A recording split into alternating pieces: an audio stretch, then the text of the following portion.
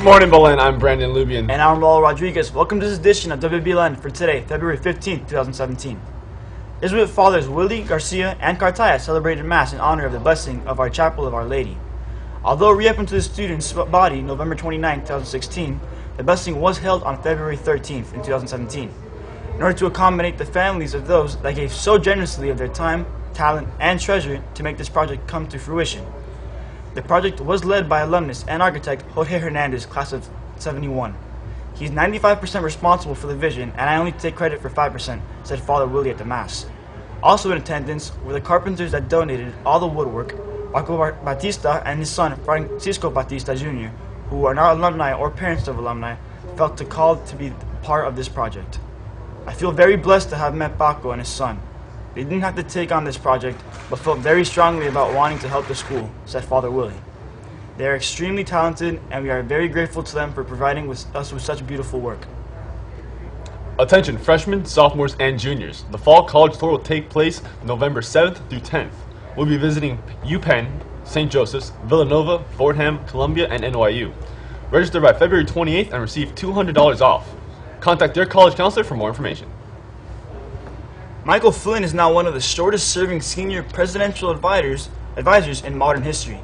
The embattled White House National Security Advisor resigned Monday night. The move comes less than a month into the job. His departure came just after reports that the Justice Department warned the Trump administration last month that Flynn was misled. Administration officials regarding his communications with the Russian ambassador to the United States and potentially vulnerable to blackmail by the Russians. Flynn was not able to debunk the story that his conversations with the Russian ambassador included communication about the sanctions, and it is illegal for unauthorized private citizens to negotiate with foreign governments on behalf of the United States.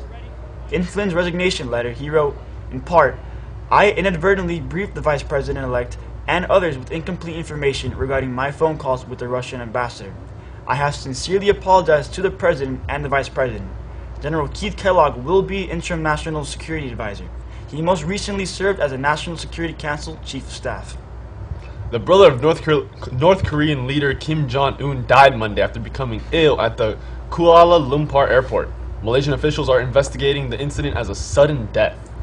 Kim Jong-nam is the half-brother of Kim Jong-un, but the two never met because of tradition mandates that potential successors be raised separately.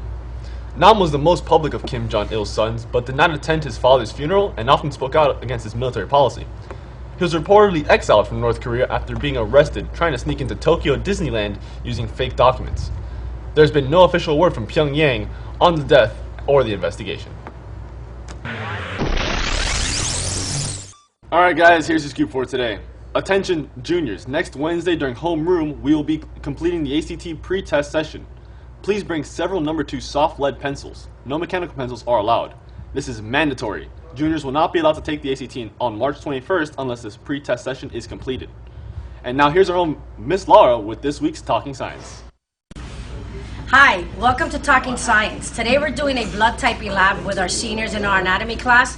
So let's talk to a few of them so they can tell us a little bit about what they're doing today. Today in our lab we will be discussing how to find out what blood type you have. So what we're doing is we have 4 different sample blood types, and we have different serums for A, B, and the RH, which tells us if it's O or not.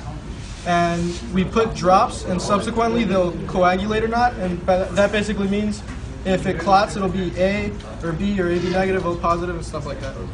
It's always good to know what type of blood you have, just in case of an emergency and you get a cut or need a transfusion, you always should know. Thank you, Miss Laura, and now to Ricky Labrada with this week's Showbiz Spotlight. Adele kicked off the 59 Grammy Awards with the stirring performance of her monster hit Hello. An hour later, Beyonce, pregnant with twins, wowed the crowd with a jaw-dropping 9-minute medley celebrating motherhood. Now when it came to the trophies, Beyonce, who led the nominations with 9, won just 2 Grammys, while Adele led the way with 5, sweeping Record, Song, and Album of the Year, though she all but gave away her trophy to Beyonce. Among other winners, David Bowie with 5 posthumous wins for his final album, Black Star, and Chance the Rapper with 3 wins, including Best New Artist, becoming the first unsigned artist to do so, making history. For WBLN, I'm Ricardo Labrada. That's all for Scoop. Now stay tuned as we bring you weather and sports after these messages.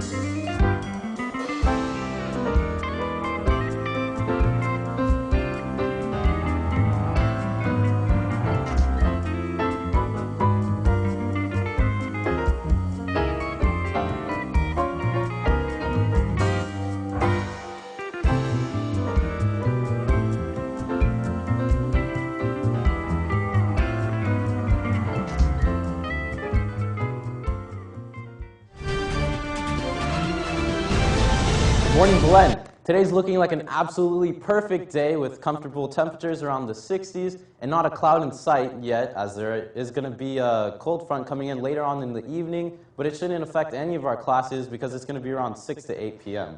Moving on to the forecast for the rest of the day, we're going to be temperatures highs in the 85 and lows in 66, relative humidity at 63%, and winds coming in at 15 miles per hour. On to the rest of the week. Thursday and Friday should cool up a bit after the cold front, and the temperatures will rise up to normal in the weekend with highs in the 80s and lows in the 70s. That's all for weather. Let's move it on to sports. What's up, guys? Well, after Friday's district championship loss to Doral, your Wolverine season is still not over. Steph Pinto has more. After last week's tough loss, there's light at the end of the tunnel for the Belen basketball team. The Wolverines will try and stop Northern's 7th state championship in the past 11 years. But Coach Shachi is optimistic about this upcoming game, stating there's a year to beat them. This is it. This is the year that it's my first year. It's the year that we've got 8 seniors, that they have lots of experience, and they're a younger group. So I think this is the time for us to be ready to go and have this opportunity. Senior captain Maurice Milton is looking forward to his first matchup against the Vikings. I'm excited. We haven't had the opportunity to play Northern yet. We didn't get that district championship, but hopefully we get them again right now in regionals. We get past Northern. Hopefully we play Doral again, beat them, go to the regional championship, and earn that banner back. Reporting for WBLN, I'm Stefano Pinto. In lacrosse, your Wolverines defeated the South 23-0. Leading for the Wolverines were Rogelio Consuegra with 5 goals, 2 assists, Nico Smith with 4 goals and 6 assists, Ramon Delo Gabaru with 4 goals, Papo Pedro Garcia with 3 goals, Jose Toledo with 2 goals, Dieter Prusing, Robert Fernandez, Ricky Mayo, Andres Poveda, Eloy Fernandez, and Diego Orta each had a goal. Your Wolverines play Cardinal Newman away next Wednesday. In baseball, the Belen 6th grade team concluded their ACC championship schedule with an exciting 7-6 come-from-behind victory versus St. Kevin. Down by 6-1 in the last inning, Belen scored 6 runs to come back and win the game. Alex Sosa went 2 for 2, and Jaimel Estrada hit a home run for the Wolverines. Joseph Gonzalez also drove in the game-winning run with an infield single that scored Gabriel Machado. The team finished with a 6-2 record in the conference. In wrestling, this past weekend, your Wolverines participated in the John Reich Memorial in Jupiter. Sophomore Rafael Ruiz finished in 4th place in the 152-pound weight class, and Coach Fidel Albello was recognized with the Melvin Rasmussen Most Distinguished Coach Award. Our middle school and freshman rowers participated this weekend in the Novice Regatta in Orlando, Florida. Attached are the results with an excerpt. Congratulations to all rowers who competed this weekend at the Novice Regatta in Orlando.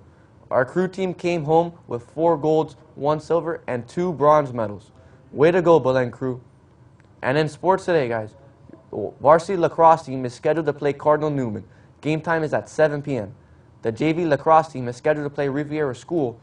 Game time is 4 p.m. Thank you.